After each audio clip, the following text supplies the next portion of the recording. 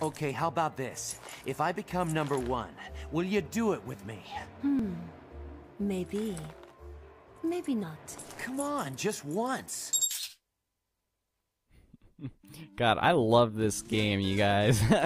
God, Travis Touchdown is just awesome. But here we get this ranking list screen every single time, so I'll just show it this once. As you can tell, another kind of semi-reference to, I guess, Star Wars or maybe Galaga. I don't know, but here it just shows all the ranks and then who we just killed and, you know, so there's death metal. So now we're number 10. Now we have to do this every single time, but with different enemies. And let me tell you, it is worth it to go through the game doing this because it's awesome. And we get, if you beat him for the first time, then we'll get a trophy, I guess. I guess you'd get them in an achievement.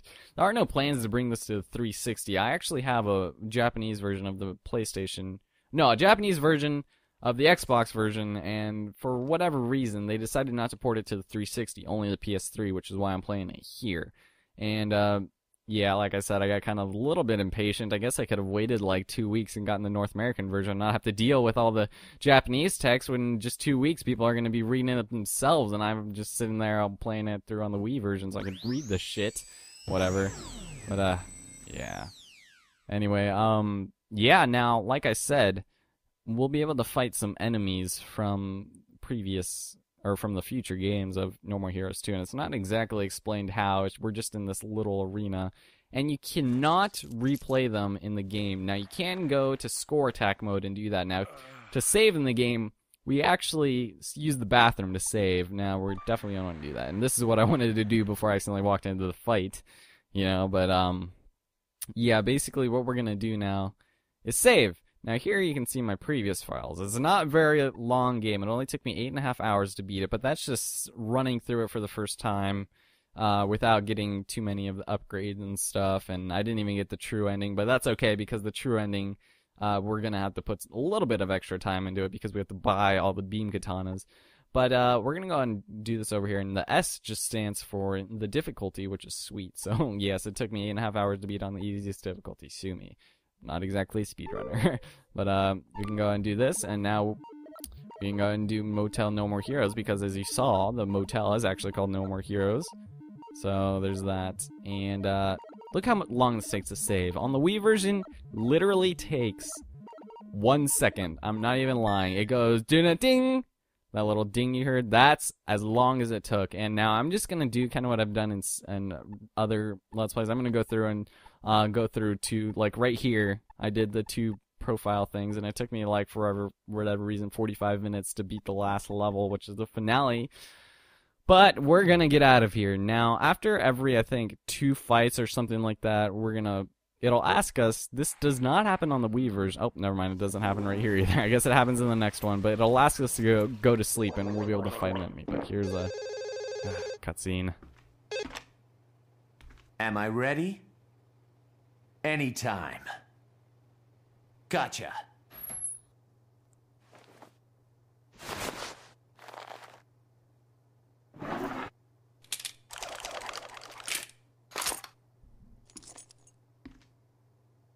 Moe. That's so random. But, yeah, before we head out into the overworld of Santa Destroy, I think I'm going to go ahead and look around a bit in the room over here. So, here we have our bedroom and the living room. Those are the only 2 rooms we can go to, other than, you know, in the bathroom. But if we take a look at the closet, as you guys could have probably expected, we get clothes. So we can go ahead and change our sunglasses, we can go ahead and change our jacket, t-shirt, jeans, belts. This is our default one, and this is all we're going to be able to have. Now, something that wasn't in the Wii version is the fact that we can now get new kinds of clothes out of dumpsters. Yes, we can punch open dumpsters and get, you know, we can get cash and new clothes. I think we can only get t-shirts, though, but there are a ton of t-shirts, so... And the thing I kind of don't like about this game is that it randomly, every time we, like, enter, like, a cutscene or something else, our shirt will change. So even if we did decide to have a sense of style throughout the course of the game, it'll change regardless. So it's not too bad, but it's just you kind of wish you kept the, you know, same things. I'm not sure if it does that for the jackets or anything, because I didn't bother buying any of that, just because I thought if I played through, I'd be able to play on bitter difficulty, but obviously that's not the case. So whatever, let's get out of here. So there's the closet. We're not going to use that very often, so there's that. And then now we have the drawer.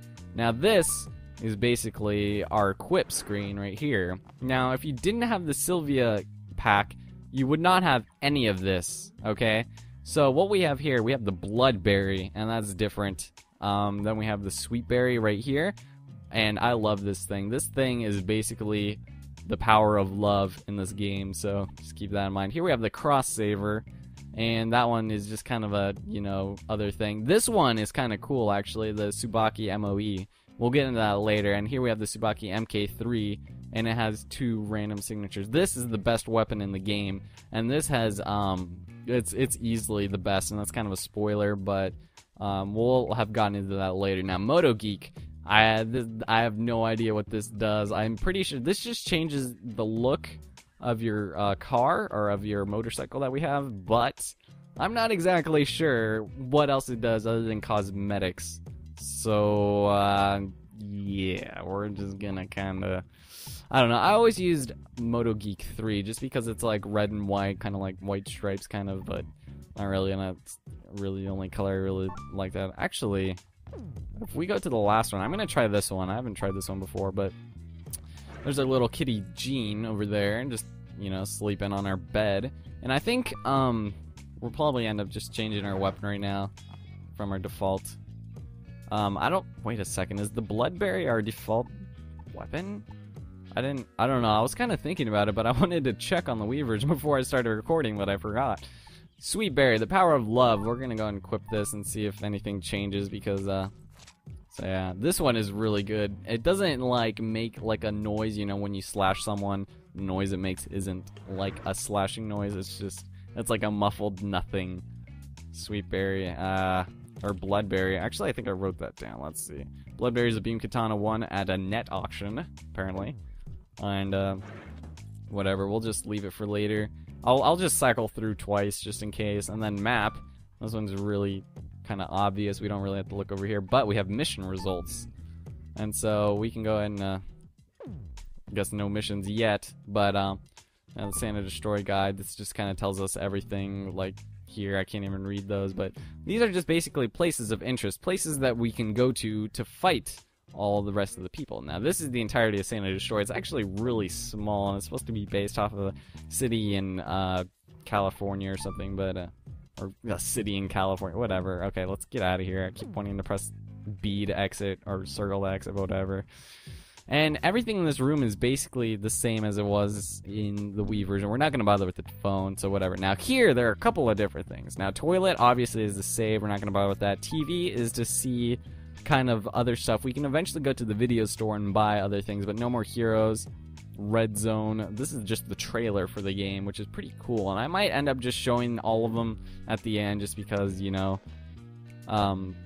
this is a bonus feature at the end. In the fridge, this is one of the most pointless things I've ever seen.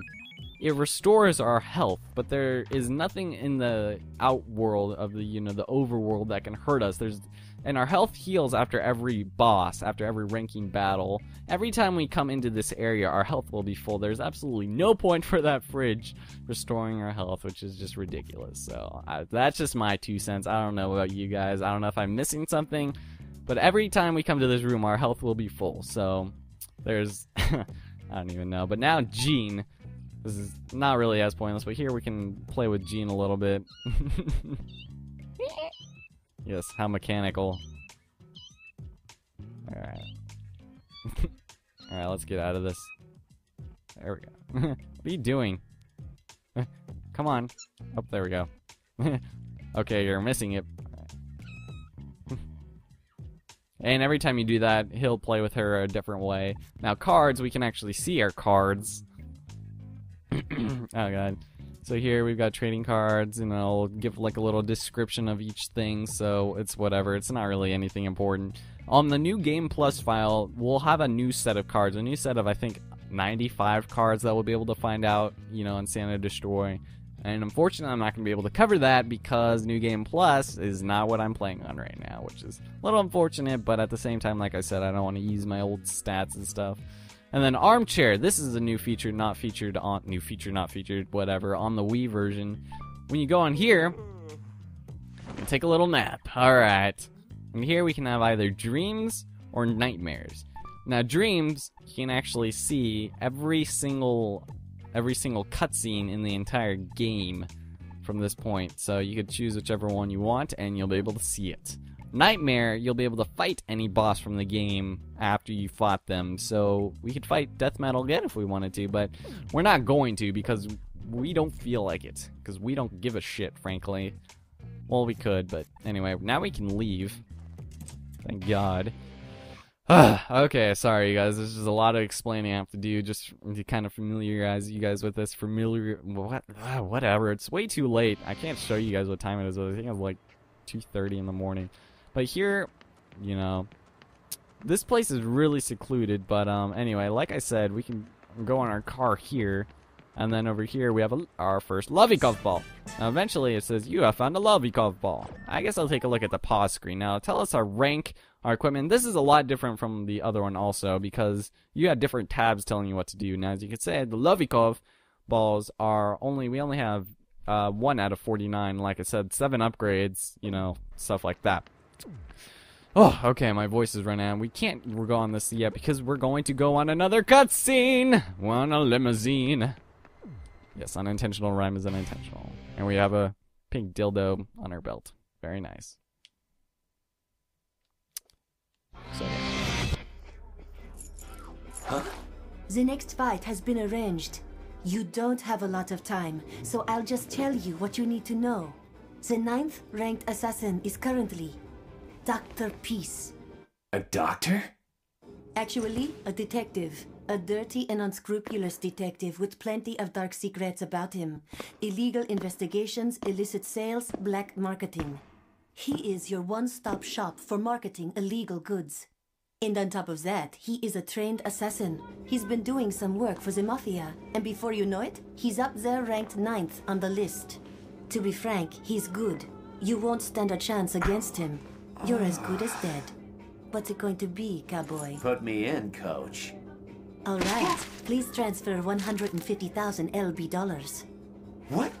150,000 LBs? Your entry fee, my overhead costs.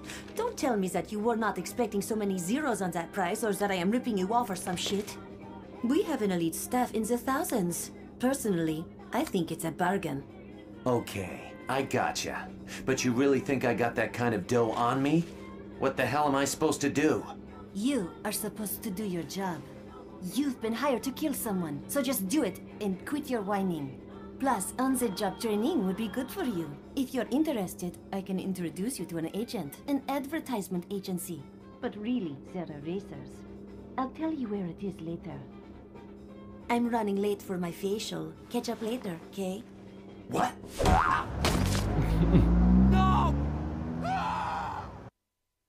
So yes, there it is. Now we have to pay to get in, and it'll increase after every subsequent fight. But luckily, she dropped us off right in front of where we had to go, which unfortunately doesn't work for us. So, you can now take on assassination missions from K Entertainment, which I guess you could guess what K stands for, and earn enough money to enter the next ranking battle. Very cool. So now we're going to go in here, and this is where we're going to get a lot of the side missions, 25 to be exact. There are 5 more in this game than there was in the Wii version, and unfortunately I have a gist of what most of them are. A lot of them are just really self-explanatory, but I won't be able to give the exact, you know, what it says there. I'll just be able to kind of explain it to you as we go because I haven't played all of them, but they're really self-explanatory. It's mostly just kill or other things that I'm not exactly going to spoil it. So we're going to go in. Let's hopefully get a job here, get some cash, so we can enter the next ranking battle. And this is what we're going to be doing in between each ranking battle because they do take kind of a while. So here we have this bitch lady who's going to be an asshole. And look at her eyes. It's weird. A lot of this game, I'm not going to lie, reminds me so much of Killer 7 that it's not even funny. They even take a lot of the sound effects and actually one of the voices that introduces each boss straight from that game, I swear to God. But anyway, what she says here is members only. We only need high-ranking assassins. If you don't have an induction ticket, please leave now. We only offer work to those who have proven themselves as workers. May you find your true path? No, may you find your true path. Okay, because some of the text is oddly, and she's gonna say that every time we leave. May you find your true path? Yeah, so, yeah, some of the text is kind of cut up weirdly, so I apologize if I say things when they're not there, you know, but anyway, so we can't get a job there until we get a real job. So, Job Center is now open, so now we can actually go to the Job Center and get a job, which has some of the quirky side, side missions. So, you can take on part-time job missions from the Job Center. Earn enough money to enter the next ranking battle. So, yes. Now we can press the square button to call our bike. Alright. So, yes, we already know. Stay next to your bike and press the square button to get on it. And then, yes, alright. So we can press L1 to change the mini-map's display. And then, okay. Now it's just, okay. It's just repeating itself now. And with that, we're going to go ahead and call our bike. And now this is kind of just one of those weird things. So, we're going to call it. And this random-ass guy that we never see anywhere else in the game is going to bring it to us. So now we're going to want to go ahead and head over to the Job Center. Now, something different in this game, driving is a lot more fluid in this, but at the same time, with fluidity comes its glitches. You might get caught on curves sometimes, which I have found to have done nonchalantly on my own multiple times without even attempting to. So, you see the money sign over there, that's the ATM, and once we have enough money, we're going to be able to go over there. Now, a lot of the... There's so much more detail in this game than there is the Wii version. I understand it's because of the Wii's prowess that it's actually more like the game style that didn't allow so much detail. That's kind of why this game received some flack from Japanese journalists or whatever. They said that it didn't really fit the style of the game, but personally, I really like it. Like, if you compare this to the Wii version, I really like it, but something you can do in the Wii version is that you can actually look at the entire map. I'm not sure you could have done this, but you can look at the entire map and see where you have to go. Something different also about that is all the icons would stay on the mini-map at the same time. You see the skull right there, how it's on the side, how it disappeared after it got out of range.